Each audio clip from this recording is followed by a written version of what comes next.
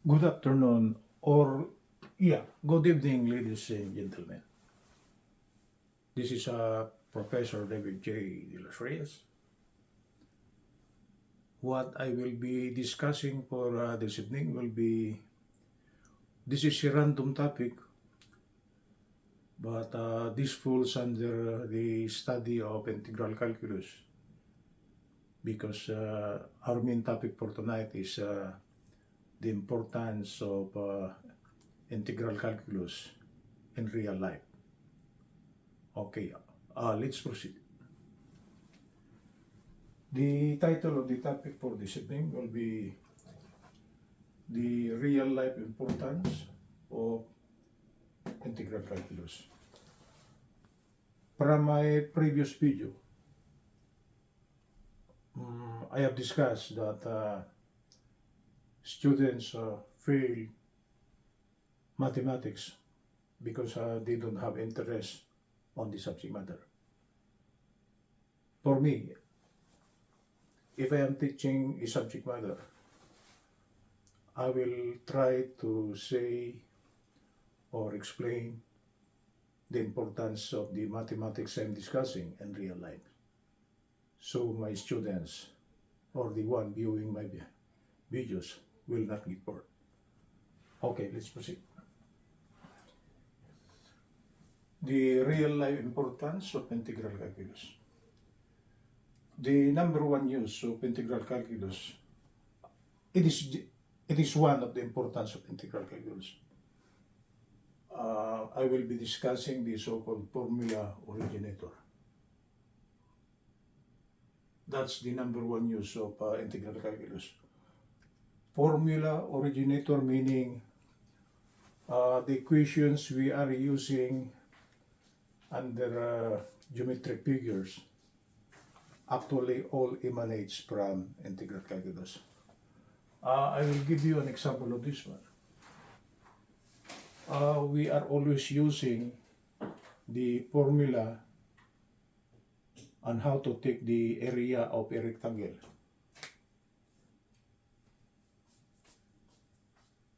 Right? This will be the base and this is edge. Okay? We are always using the formula. Area for any rectangle is just the product of the base times the height. Okay? This is a formula we are always using, but we don't know where it emanates. I am telling you now, this emanates from integral calculus. Okay? This was derived by using integral calculus. That's why the real life importance of integral calculus is actually in the so-called derivation of formulas we are using for geometric figures. And one example of that one is for a rectangle. Okay, for a rectangle, we are always using it. Area for a rectangle is just the product of the base times height. Okay, this is the formula, but we don't know how it originated. It originated from integral calculus. Okay, let's try to bring out an example and how to bring out this one.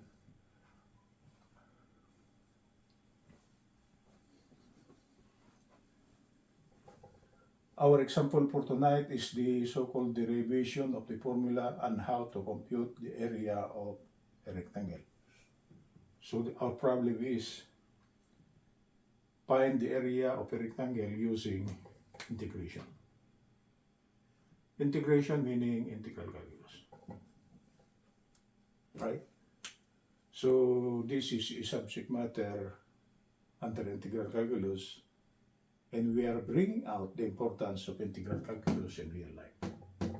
Okay, let's try to bring out the figure. This will be the figure.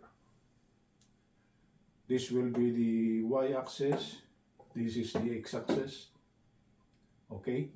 I brought out a figure, and this now falls under the so-called study of analytic geometry, because a part of the solution for integral calculus we must have to know something about analytic geometry. It is where we visualize our figure to bring out the so-called differential area. So in here, we need our knowledge of analytic geometry. I'm repeating it. This is the Cartesian coordinate system, right? This is the y-axis, x-axis, and I draw a rectangular figure that falls under the first quadrant. And the rectangular figure is actually this one. The one I will sheet in red. Okay? That figure is rectangular because we are supposed to derive the formula for a rectangle, the general formula. So, to specify the coordinates, these are the coordinates of the four corners. Right? We must have to specify those ones. That's a part of analytic geometry. This corner is actually at the origin, so the coordinates will be 0, 0. The second corner of the rectangle is at the location small letter b and 0. The abscissa is b, the length of the base, and the ordinate will be 0. So the coordinate of this one will be small letter b and 0. The third corner is actually at the location. The abscissa is b, the base, and the ordinate is h. So if we try to specify the coordinate of the third corner, it will be small letter b and small letter h. H the dimension of the rectangle. The last one, it falls on the y-axis, so supposed to be the abscissa 0, and the ordinate will be h. H is actually the height of the rectangle.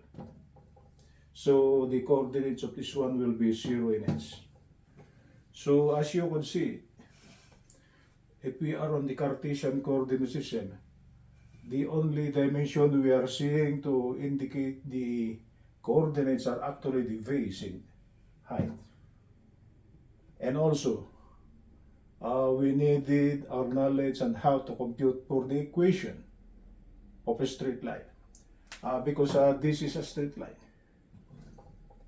This portion here, straight line.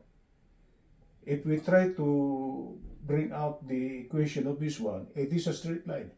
And the equation is actually, that's why under analytic geometry, we pass by the topic on how to compute for the equation of a straight line.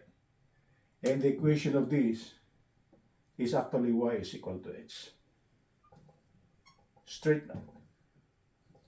So, this is integral calculus, but we are passing by our knowledge on the analytic geometry as a part of the solution and how to derive the area. Okay? This is now integral calculus. I will try to slice this one vertically. Then I will try to cover this one. Then I will try to bring out this one. It is this. That's integral calculus already. This length here, or the base of the slice, is actually differential x. An increment in x. We are now on the so-called study of differential calculus. There is a d here. D here refers to differential area. This length here is dx, differential x, this one.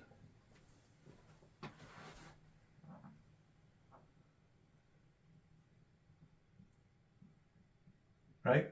dx, differential x.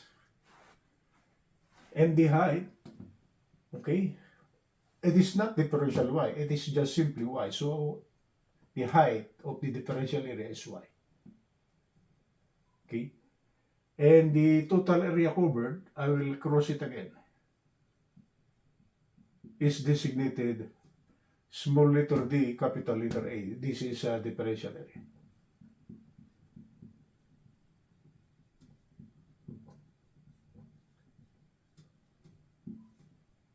Okay? We got this slice, we bring it out, we bring out the corresponding measurements. This is the x, this is y. The area covered by dx and y is actually designated differential area. So to set up now the differential equation and how to compute for the area, for the meantime, this is a rectangle, right? So to compute for the differential area, it will just be simply this width here times its height. Okay? So differential area will be y times the width, which is dx. So differential area will be simply y dx. We call it equation number 1. Okay? Integral calculus comprises of so many knowledges. We should have a knowledge of analytic geometry. We should have a knowledge of differential calculus. Okay? To combine those ones, it's all related to integral calculus. Okay? So equation number 1, differential area will be y dx. This y here, what is this y here? This y here is the equation of this. Excuse me. The equation of this straight line here, this one. It's not a variable line. It is a straight line. It's a horizontal line. If we try to get the equation of this, the equation is actually y is equal to h. One of the special equation of a horizontal line is actually y is equal to h. So we are now given equation number 1 and number 2. There are actually 3 variables. Area is variable. Y is, luckily it is constant. And x is variable. So we are given 2 equations involving 2 variable things. So to express equation number 1 in terms of only 1 variable, it's a part of algebra. We will substitute y equal to h back to equation number 1. That's part of algebra already. So equation of a horizontal line is y is equal to h. So if we try to take the value y equal to h, we put it on equation number 1. What will come out will be differential area equal to h. We replace y by h times dx. This is now a differential equation.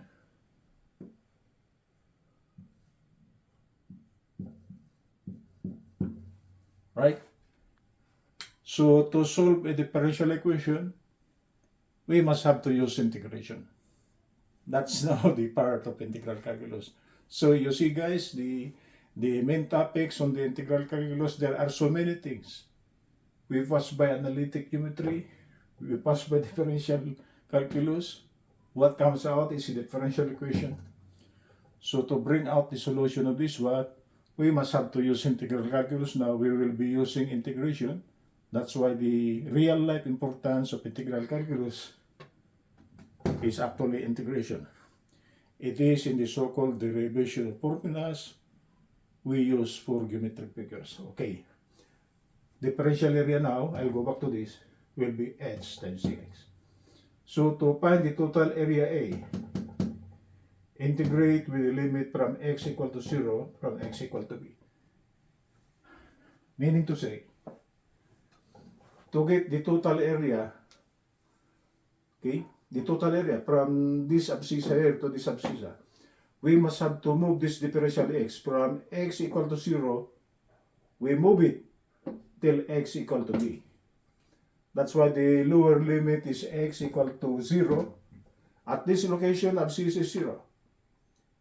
And to complete the area of the rectangle, the abscissa will be x equal to b. So the upper limit is actually x is equal to b. That's integral calculus already. Definite integration. We got the lower limit, upper limit. Okay, integrating now. To compute for the area, we must have to integrate both sides. Okay? So I place it here now. The integral of the differential area will be equal to the integral of h dx. I put the integral sign, then I place the lower and upper limit. The lower limit is x equal to 0. Okay, and x is equal to b. This is the upper limit, this is the lower limit. The integral of the differential area will just be simple area. That's integral calculus. Okay. H here is constant.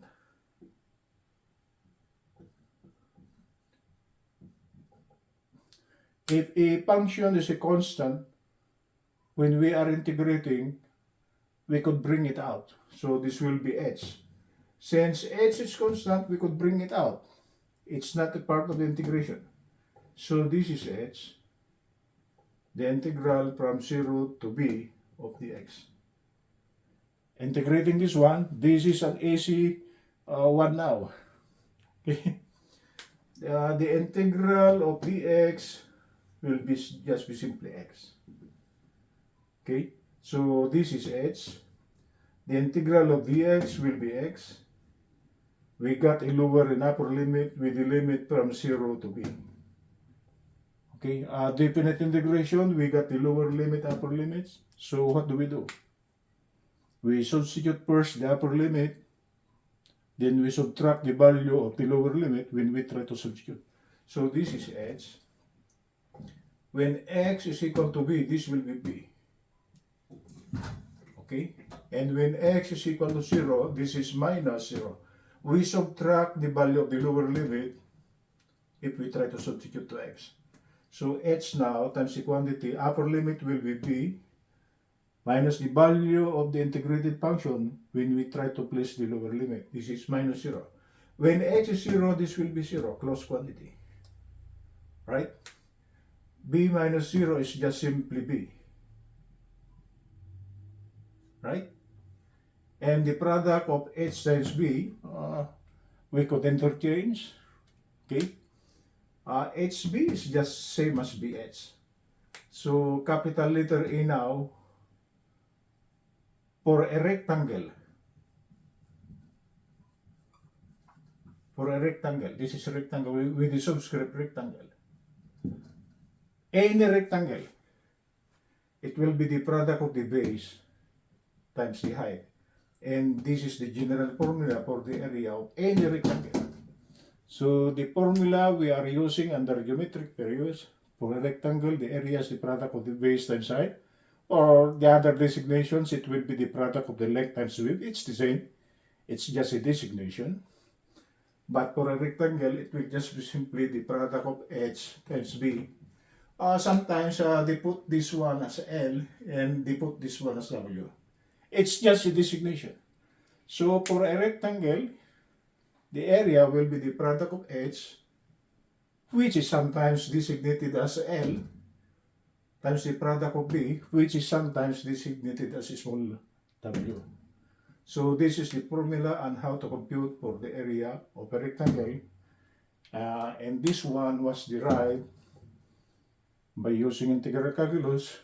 That's why our topic for tonight is the importance of integral calculus in real life. Okay, that's it. At least we are studying integral calculus. You will not be bored because I emphasize the importance of this in real life. Okay, good evening from Los Angeles, Professor de la Suerte.